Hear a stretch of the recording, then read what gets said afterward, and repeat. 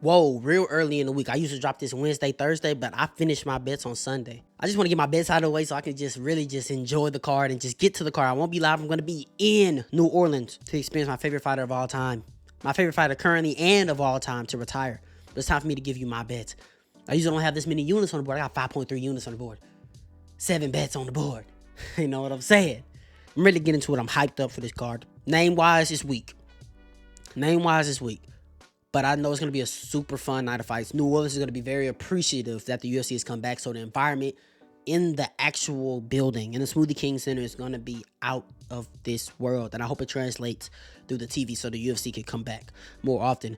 My pride and joy, casual parlay. We had 2 last week. Curtis Blades to win and over 1.5 on Jaquani and Jake Matthews. Chitty Bang Bang missed weight. Immediately after he missed weight, I posted another casual parlay. So this was the backup. We're 2-3 in our last 5. It's better than we were. I feel a long streak coming. And I feel like I have my best casual parlay yet. I ain't gonna waste no time.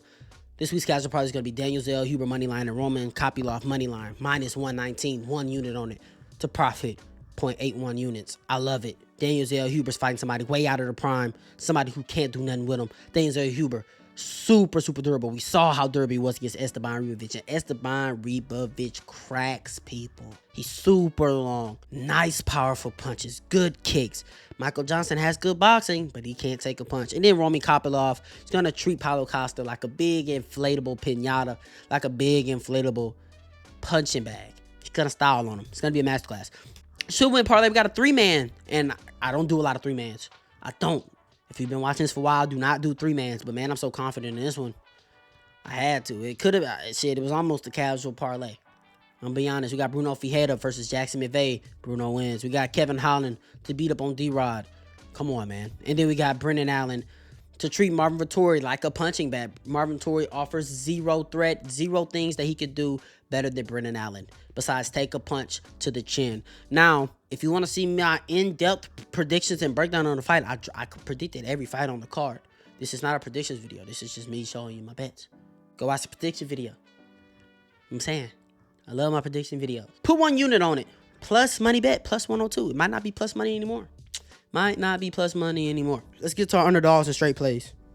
This shit means something to me. It's the last time I can ever bet on Dustin Poirier. I'm gonna do it. The first time Dustin Poirier has ever made a style video like this. Well, I know I had him to beat BST, but I think I bet him. Pretty sure I bet him. He was an underdog. Crazy work for him to be underdog. Yeah, okay. Man, I got Dustin Poirier. I broke down the fight. I gave his own 10-minute video, and then I made another prediction video. Look, I'm not here to break down the X's and O. I think Dustin Poirier is going to pull Max Holloway into a boxing match, and he's going to beat him. You're looking at that Gaethje matchup. Dustin Poirier is not just engaging. Dustin Poirier closes the distance much more intelligently.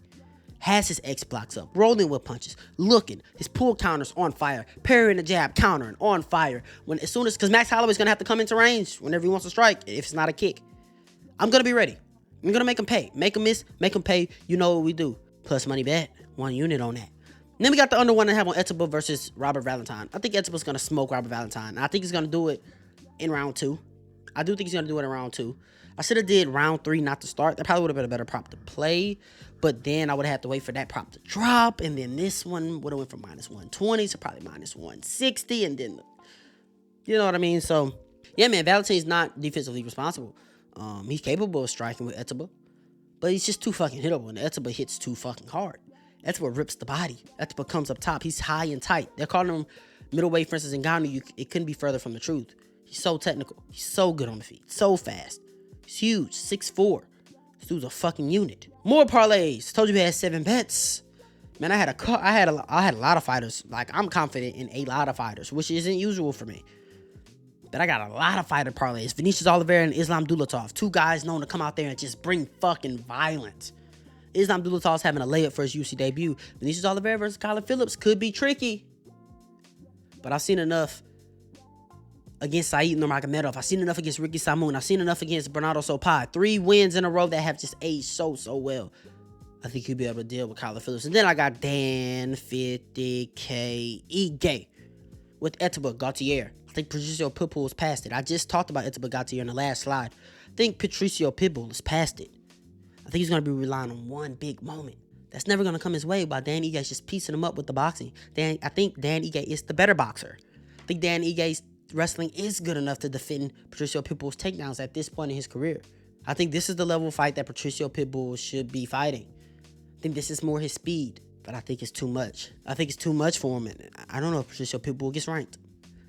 I'll be honest. And then I parlayed some over rounds, under rounds. I like playing round props. Keeps me engaged in the fights. I got the under 1.5 on Adam Fugit and Islam Dulatov, a guy who just brings violence. He picks his shots, he snipes guys, and he hits guys fucking hard.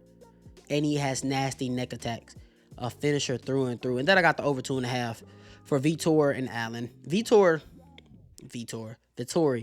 He's a guy who can just take his beat, and he takes his ass whooping. You know, I think this fight's going to play majority out on the feet because it's going to be hard as fuck to take Vittori down because he'll just stall out. He ain't trying to get taken down. I think Bernal's going to be on the feet, boxing him up, hitting him with some nasty shots, and Vitor's just going to hit him. He's going to eat him. Vittori, he's just going to eat him. He has a cement for a head. He's just going to eat the shots, man. I don't think he gets up because it's not going to hit the mat, and I think he's going to be on the feet. He's just going to be getting beat up really, really bad. And he's barely going to be bleeding. And he's going to look like he can take pictures after the fight, even though he just got his ass whooped.